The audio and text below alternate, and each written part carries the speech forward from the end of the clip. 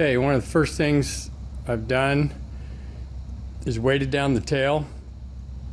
Put a tail stand under the tail, and I make sure that the weight is on the spar, center of the spar on the tail. Also, prior to even doing this, make sure you put the control wheel lock in place. Otherwise, the stabilizer could tip and the weights could fall off.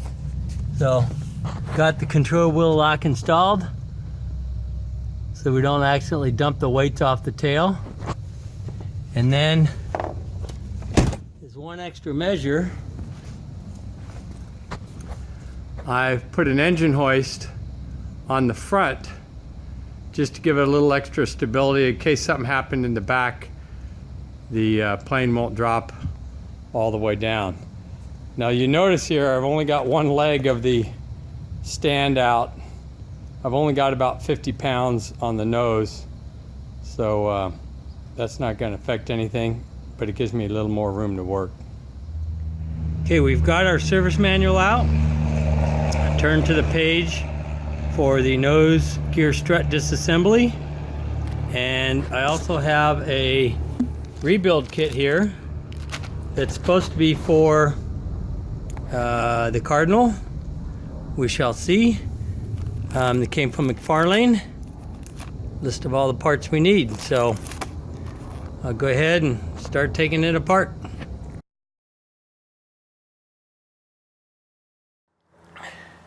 Okay, the first step is to remove the Schrader valve and release the pressure. Okay, here's our removal tool. So we'll start by letting the pressure out.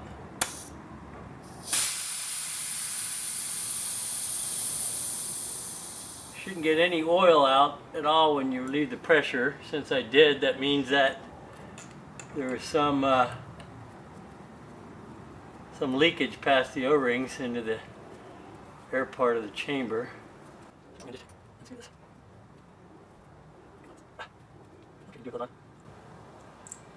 Okay, so that's your Schrader valve. Don't lose that. Okay, next step is to remove the scissor gear link, which has a cotter pin, so we gotta pull that out and get it straight as I can. There we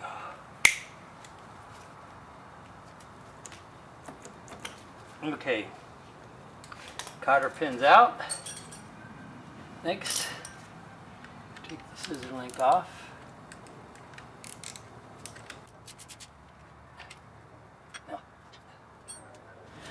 Now the weight of the plane is on the scissor link, so I just use something to pry up the wheel a little bit and get all these washers. Now the weight of the plane is on the scissor link, so I just use something to pry up the wheel a little bit and get all these washers that are here. There's a washer on each side. Okay, scissor link is done. Okay, I went ahead and removed the tire just to give it room to pull all the way out so I don't have to jack up the plane anymore. So now we have to remove a collar lock.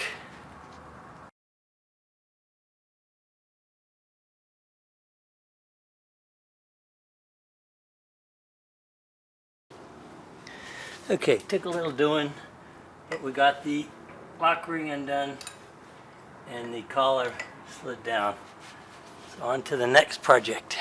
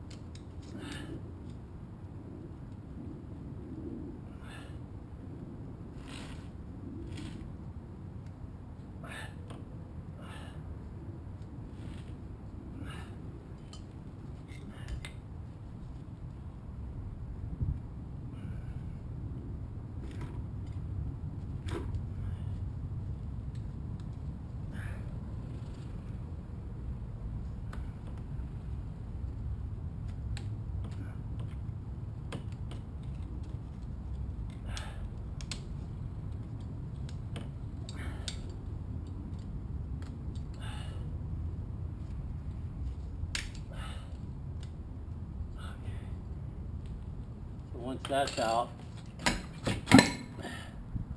the whole strut comes out, along with all the juice. Alright, so here's the trick. Couldn't film this. There's a hole right here. There's a lock ring retrainer in here. So whoever puts this together, hopefully they put this end near this hole. But you push something in this hole that pushes that end in enough to where you can now pry this thing out all the way. So once that's out, the whole strut comes out, along with all the juice. Okay, at the top of the stack is this lock ring. I've got it started. Don't lose it. And that allows this collar to slide off, which is called the bearing. And then the rest of the shooting match on here will come off. I gotta be careful I get these in the proper order. I have a scraper ring, so it's got a little spring inside of it. And then we have 3, looks like, let's see what this says, 15, 14, and 13. Got O-ring, contoured back ring. So there's just 2 in there. And the outside is 14. Another O-ring. Alright, so I'm going to pull these O-rings out and see what the kit gave us and see if it all works. Inside the packing support ring, there's 3 rings in here. I'm going to try and take them out in the order they're in there to make sure I can get them back in the right way. The first one is this lower one.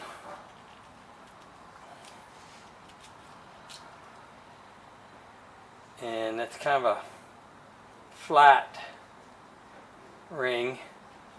The second one is definitely an O-ring. And the third one is another flat ring. And then we have the what they call packing support ring. So that's everything. Let's see if I can pan across here. So what we have is everything there. We start way over there, and we got all the various pieces laid out.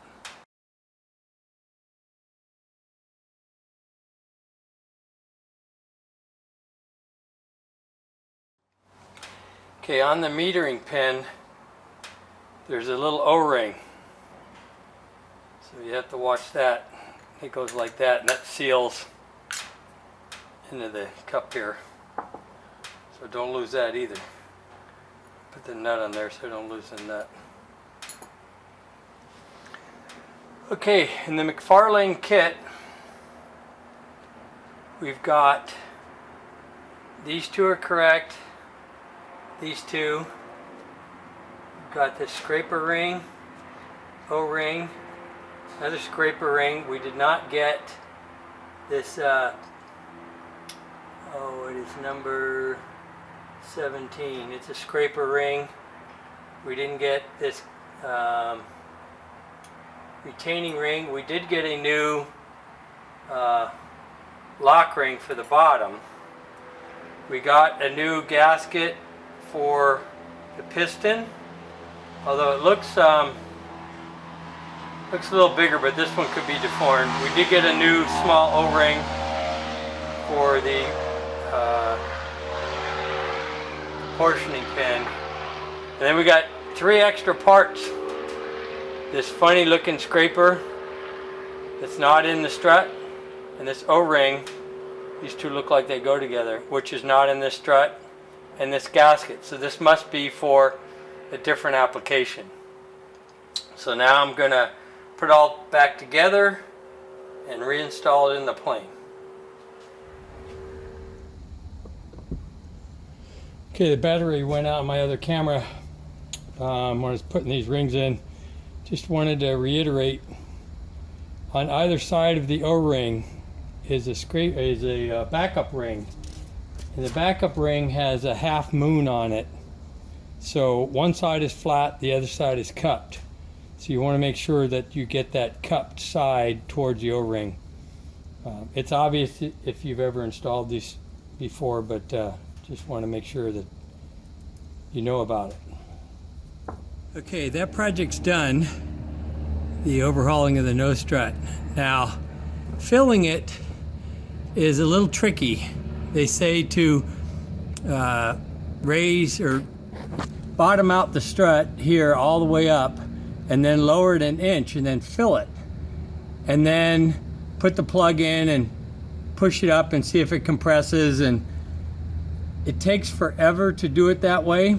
So I found I just put a hose in the top and was filling it as I wiggled the strut downward, which causes suction, and it would pull it in. And it took about 10 times doing that. And finally, when you get it full,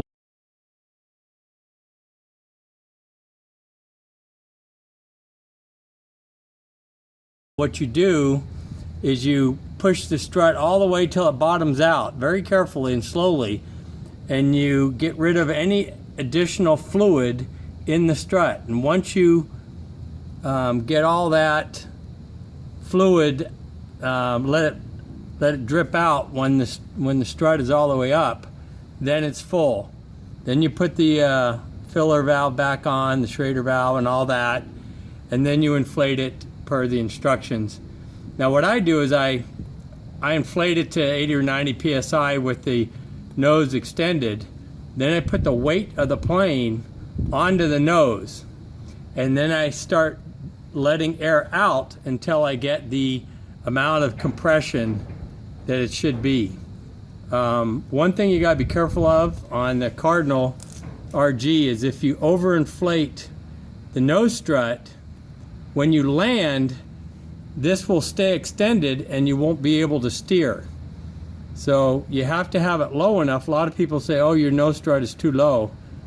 But if you don't have it low enough, when you come in to land, especially if you do a nice landing, I see guys that pound it in, land on the nose first, and they'll compress the nose strut. But if you do a nice gentle landing and slowly lower the nose, you'll find that the nose stays extended, especially if you have too much pressure. So just a word to the wise there. So that's it. Installation was just the reverse of taking it off. Went back together much easier, other than trying to get the strut in the first case, because all those O-rings are now the right size and not rounded off, and it took a lot of wiggling and pushing to get those pieces up inside there. None of that really I could film because my head was in the way, and it wouldn't make much very exciting film. Anyway, that's it. Hope you enjoyed.